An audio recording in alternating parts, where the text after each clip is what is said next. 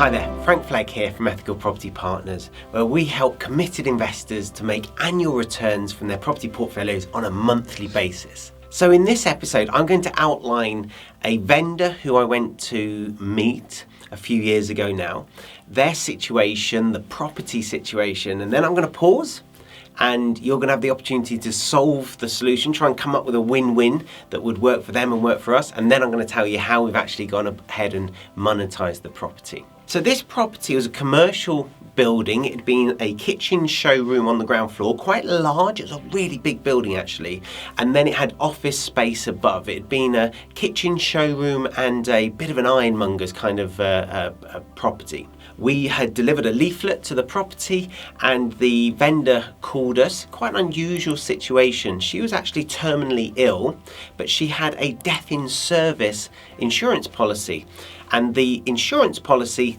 paid out a multiple of her income. The problem was the business hadn't traded for several years, and the building was owned by her business. So the business had no cash whatsoever, couldn't pay her a salary. She had been given 3 to 4 months to live, and if she passed away with no salary having been paid, the insurance policy wouldn't pay anything out. So what she needed to do was to sell the property really quickly, get some money into the company, and then pay herself a salary, and then the insurance policy would pay out a multiple of that salary. I think it was 4 or 5 times the salary. So she just wanted some money really quickly, and the commercial agent that she was listed with, it was just stagnated on the market. It wasn't doing anything at all.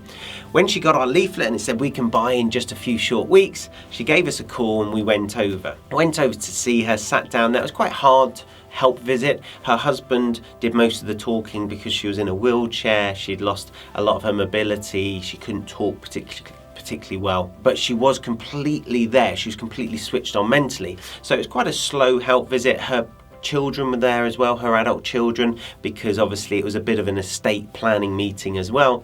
And they actually said, time is of the essence. We would like to wrap this up tonight. We'd gone there at about 6 o'clock. We finished talking to them about 7:30, and they said, we'd like to make a decision tonight. Could you give us some privacy? And I said, yes, how long would you like? They said, maybe an hour. So I actually went and grabbed some food, and then we went back about 8:30 and actually did the whole deal there and then. My question for you though is, what questions would you ask in the help visit? How would you structure that deal? And if you think to yourself, well, I don't have enough information, I'll give you a few more bits of information in a moment, but this is how you do sophisticated deals.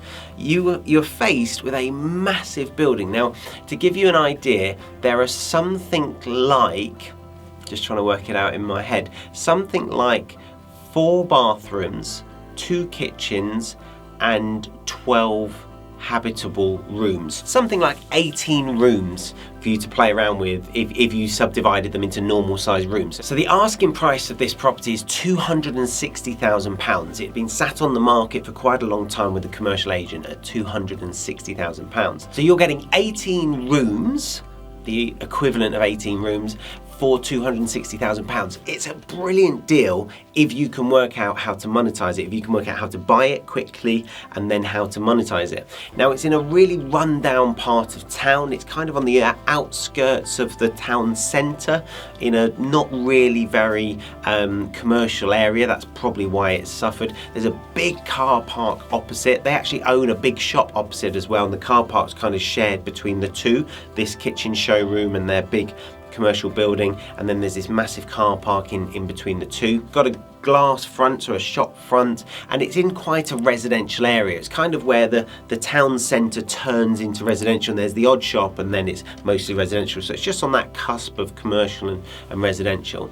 And that's all there really was to it. It's in good condition. It's a bit worn inside and that, but it's in good condition. The roof was solid, the exterior was solid, there's no damp, etc. How would you structure it? What would you ask them? I'll leave you there. After the break, I will tell you how we did this particular deal.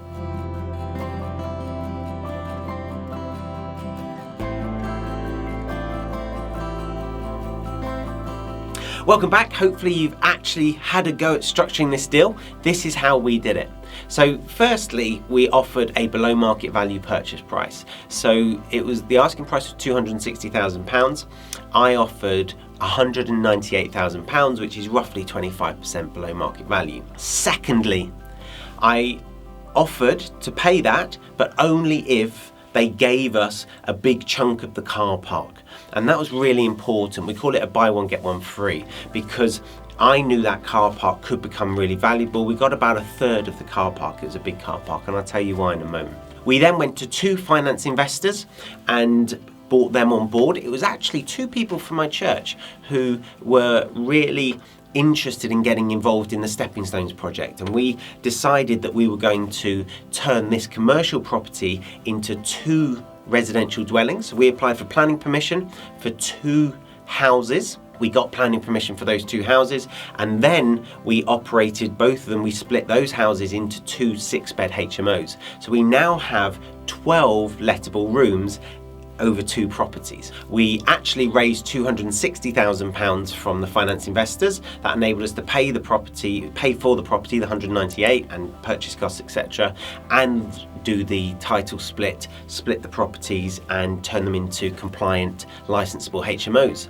We then leased those properties to a local charity. So we have one tenant who's paying HMO rates on all 12 bedrooms. So she's paying LHA rate for single occupancy on every single bedroom for a period of 3 years. That's the charity's lease. So we are basically getting 0 voids, 0 internal maintenance, and only 1 rental payment per month for the whole 3 years. It's a brilliant deal, and if we chose to, we could sell that property now for significantly more than the 198 that we paid for it, plus the cost of the works. In fact, that property now makes us about £1,500 a month net profit after all costs, because the charity are responsible for all bills. So actually we make a really good profit from that property.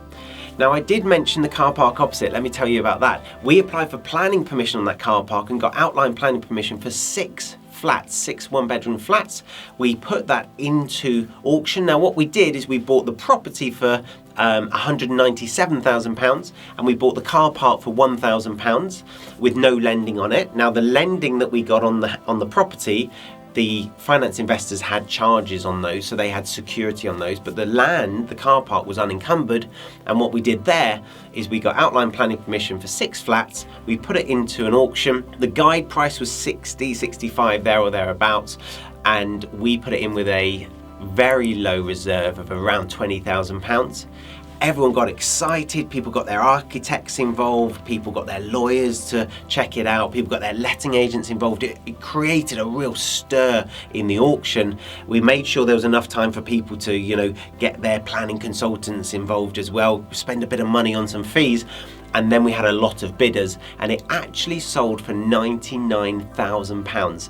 The piece of land that we paid £1,000 for sold for £99,000. And of course now the property doesn't owe us £260,000. The property now owes us £160,000, but it makes £1,500 a month. That's a fantastic return, given that we haven't put any of our own money into the deal, put no money in at all. In fact, we've had £99,000 out.